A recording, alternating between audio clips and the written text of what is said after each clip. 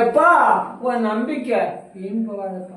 எந்த வயலையும் போய் நீ வாங்கறதுக்கு வழி கிடையாது. இந்த மடவாங்காரி கொடுக்குற வாக்கத்தை உனக்கு பலிக்கும் நடக்கும். நீ எல்லாத்தையும் கும்பிடுத, யாரையும் கும்பிடாத அப்படின்னு நான் சொல்ல மாட்டேன். என் அக்கா தங்கச்சிகளை தான் கும்பிடுத. நீ கும்பிட்டு வா, எந்த குறை இந்த குற்றம் இல்லை. நான் தங்க வச்சு நான் நினைக்க வச்சு நான் கொடுக்கறேன், எந்த குறையும் இல்லை.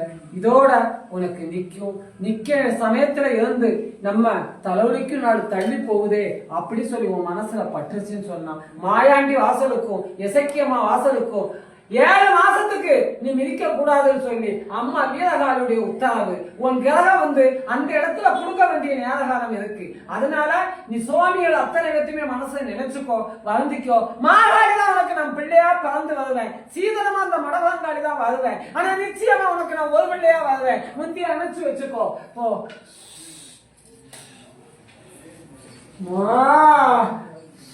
மஞ்சளையோட சந்தனத்தோட என்னைக்கு என் பிள்ளைய வாடாம வசங்காம என் புள்ள எப்பா நீ போடா.